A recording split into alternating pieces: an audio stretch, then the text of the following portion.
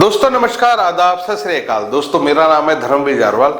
दोस्तों क्या आप जानते हैं कि आज हमारे देश को आजाद हुए, अंग्रेजों से आजादी लिए हुए लगभग 75 साल से भी ऊपर हो चुके हैं, परंतु उसके बावजूद भी आज हमारा देश उतनी तरक्की नहीं कर पाया, उतना विकास नहीं कर पाया जितना करना चाहिए था। उसका कारण जानते हैं आप क्या? उसका कारण ये है क्योंकि आज तक हमारे देश के जितने भी तमाम नेता रहे जिन्होंने हमारे देश में आज तक सरकारें चलाई, उन्होंने एक चीज अंग्रेजों से बहुत अच्छी सीखी थी। वो ये थी कि फूट डालो और शासन करो। हमारे देश में जितने भी लोग हैं उनको धर्म के आधार पर बांटो, उनको आपस में लड़वाओ और उसके बाद उनके ऊपर अपनी सत्ता बना के इस देश के ऊपर राज करो। राज करते रहो और खूब जमकर घोटाले करते रहो। तमाम सरकारों ने ये किया है और आज इसका जीता जागता नमूना हमें देखने को मिला।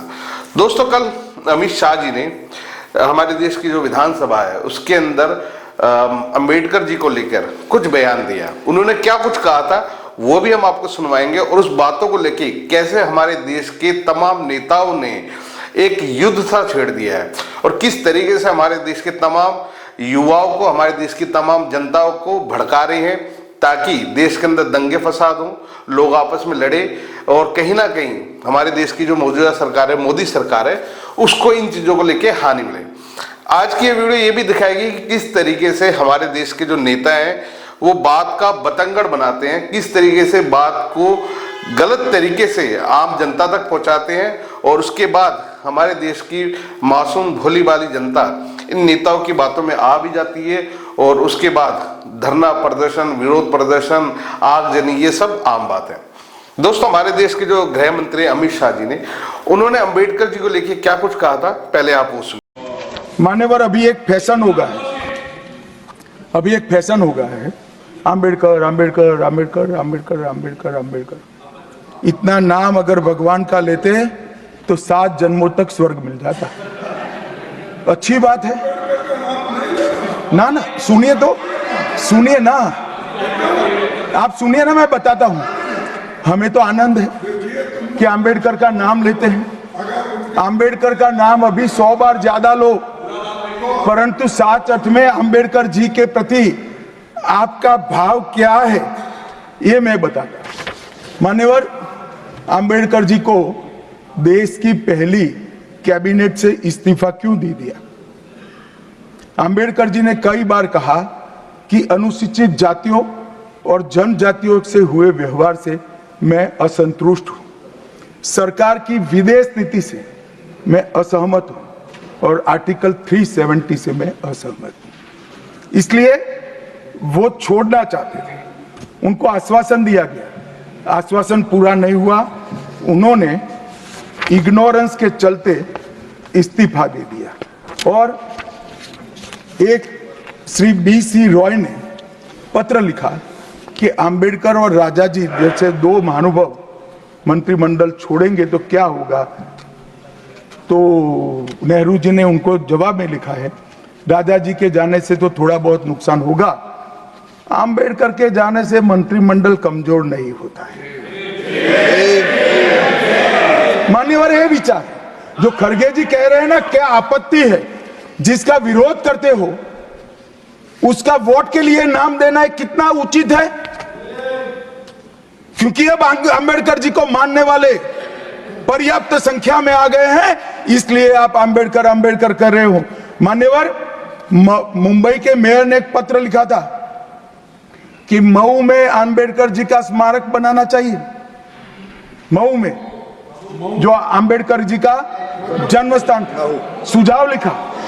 उन्होंने कहा आमतौर पर स्मारक निजी पहल से बनाने चाहिए। यदि सरकार किसी प्रकार की सहायता करती है तो वो उचित नहीं होगा। उनके कितने स्मारक बने साहब? कोई स्मारक अंबेडकर जी का नहीं बना, देश भर में नहीं बना। अंबेडकर जी के स्मारक कब बने? जब भारतीय जनता पार्टी सत्ता में आई, तब मऊ में डॉक्टर अंबेडकर के जन्म स्थान पर स्मारक बना। लंदन में अध्ययन करते थे, वहां स्मारक बना। नागपुर में शिक्षा दीक्षावलित वहां बना। दिल्ली में महापरिनिर्वाण स्थल पर बना। और मुंबई में चैत्य भूमि में भी बन रहा है। हमने 5 तीर्थ बनाए महामानव, और मैं मानता हूं मान्यवर, मैं मानता हूं कि अंबेडकर जी के सिद्धांतों पर चलना नहीं और वोट के लिए उनकी गुहार लगा देना। 14 अप्रैल को राष्ट्रीय समरसता दिवस घोषित किया हमने, 26 नवंबर को संविधान दिवस घोषित किया। उस वक्त भी इसका विरोध कांग्रेस के वरिष्ठ नेताओं ने किया। दोस्तों, आपने सुना अमित शाह जी ने अंबेडकर जी को लेके क्या कुछ कहा। उन्होंने एक साधारण सी बात कही थी कि अंबेडकर ये जो विपक्ष के नेता ये करते रहते हैं, और ये अंबेडकर जी का नाम सिर्फ और सिर्फ अपनी राजनीति चमकाने के लिए करते हैं। इनको अंबेडकर जी के संविधान से कोई लेना देना नहीं है, इनको अंबेडकर जी के दिखाए हुए दिशा निर्देशों से कोई लेना देना नहीं है। ये लोग सिर्फ अंबेडकर जी को वोट के लिए यूज करते हैं, और ये बात कहीं ना कहीं काफी हद तक सही भी है। हमारे देश के विपक्ष के और कई ऐसे नेता हैं जो अंबेडकर जी का नाम लेकर सिर्फ अपनी राजनीति चमकाते हैं। इस बात को लेकर हमारे देश की तमाम विपक्ष ने, यहाँ तक कि दिल्ली के मुख्यमंत्री अरविंद केजरीवाल साहब ने भी इस बात का बतंगड़ बना दिया है। धरना प्रदर्शन कर रहे हैं भारतीय जनता पार्टी के खिलाफ और गलत बातें फैलाकर लोगों को भ्रमित कर रहे हैं। खैर, इनका बनता भी है क्योंकि दिल्ली में चुनाव है और ये बहुत अच्छी तरीके से जानते हैं क्योंकि ये चुनाव बुरी तरीके से हारने वाले हैं। दोस्तों, आम आदमी पार्टी ने, अरविंद केजरीवाल ने जितने भी वादे दिल्ली की जनता से किए थे वो कभी पूरे तो किए नहीं, क्योंकि इन सब चीजों को लेकर वो सिर्फ भारतीय जनता पार्टी से लड़ते रहे, जिसके कारण दिल्ली का ना तो विकास हो पाया और ना ही दिल्ली के लोगों को अच्छा जीवन मिल पाया। यहाँ तक कि दिल्ली को इन्होंने अपनी खांसी तक वरदान में दे दी है। इन्होंने दिल्ली के अंदर इतना भयंकर पॉल्यूशन फैला दिया है जिसके चलते आज दिल्ली का हर एक आदमी एक गैस चैम्बर में रहने को मजबूर है। इन्होंने दिल्ली की समस्याएं खत्म तो नहीं की, परंतु अपनी राजनीति जरूर चमकाई है। आज अरविंद केजरीवाल जो कि एक पूरी तरीके से एक राजनेता बन गए हैं, जिनको ये पता है कि अगर मुझे सत्ता में रहना है तो कुछ भी कह के, कुछ भी अंडसंड, कुछ भी झूठी अफवाहें फैला के लोगों को भ्रमित करते रहो और अपने वोट बटोरते रहो।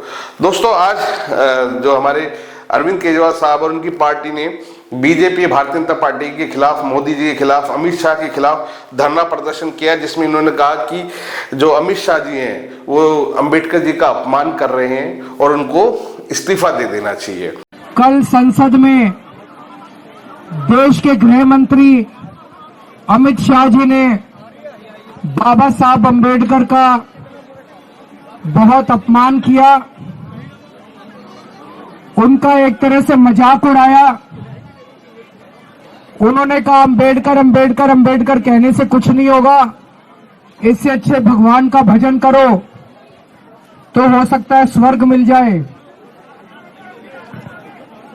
पहली चीज मैं अमित शाह जी को कहना चाहता हूं, देश के करोड़ों करोड़ों करोड़ों दलितों, गरीबों, कुचले हुए लोगों, पिछड़े लोगों, वंचितों, उनके लिए बाबा साहब अंबेडकर भगवान से कम नहीं है। मरने के बाद तो पता नहीं स्वर्ग मिलता है कि नहीं मिलता, लेकिन आज इस पृथ्वी के ऊपर ऐसे करोड़ों करोड़ों वंचित आज जिंदा हैं क्योंकि बाबा साहब अंबेडकर ने उस संविधान में उन्हें जीने का और रहने का अधिकार दिया। दोस्तों, आपने अमित शाह जी का पूरा बयान सुना है और अमित शाह के इस बयान में क्या आपको लगता है कि किसी भी तरीके से उन्होंने अंबेडकर जी का अपमान किया हो? बल्कि मैं उन्होंने ये तक बताया इस बात के अंदर कि किस तरीके से हमारे देश के जो प्रधानमंत्री थे जवाहरलाल नेहरू जी थे, उन्होंने किस तरीके से अंबेडकर जी का अपमान किया था या उनको वो लोग क्या समझते थे, ये तक उन्होंने बताने की कोशिश की है। और ये सब बातें कहीं ना कहीं हमारे देश की जो पुरानी राजनीति है उससे जुड़ी हुई है और ये सब बातें हमारे देश के इतिहास में लिखी गई हैं।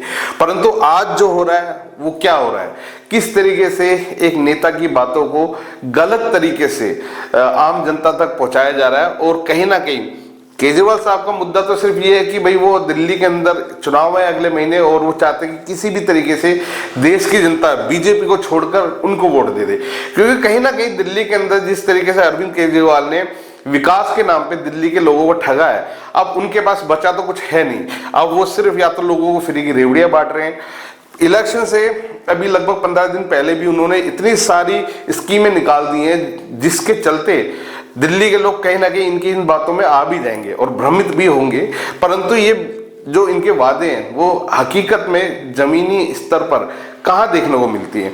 वो आज जितनी भी स्कीमें, जितनी भी फ्री की रेवड़ियां बांट रहे हैं, मैं उनसे ये पूछना चाहूंगा कि ये दिल्ली के लोगों को कब मिलेंगी, क्योंकि पहले जितने भी वादे किए वो तो आज तक पूरे हुए नहीं है। उसके बाद आप फिर एक के बाद एक नई नई स्कीमें निकाल रहे हैं। दोस्तों कहीं ना कहीं ये फ्री की रेवड़ियां दिल्ली वालों पे ही भारी पड़ने वाली हैं। आगे आप लोगों की अपनी इच्छा है, अपना विवेक है, अपना दिमाग, आप सोच सकते समझ सकते, परंतु आज ये जीता जागता एग्जाम्पल है किस तरीके से हमारे देश के जितने भी राजनेता हैं जिनको हम अपना मसीहा समझते हैं, हमें लगता है कि ये व्यक्ति हमारे जीवन में अच्छा परिवर्तन लेके आएगा, वो किस तरीके से अपने निजी फायदे के लिए झूठी बातें फैला रहे हैं। दोस्तों इस वीडियो के बारे में आपका क्या कुछ कहना है हमें कमेंट्स करके जरूर बताएं, और केजरीवाल साहब के इस बयानों को लेकर आप लोग क्या सोचते हैं हमें वो भी बताएं। धन्यवाद।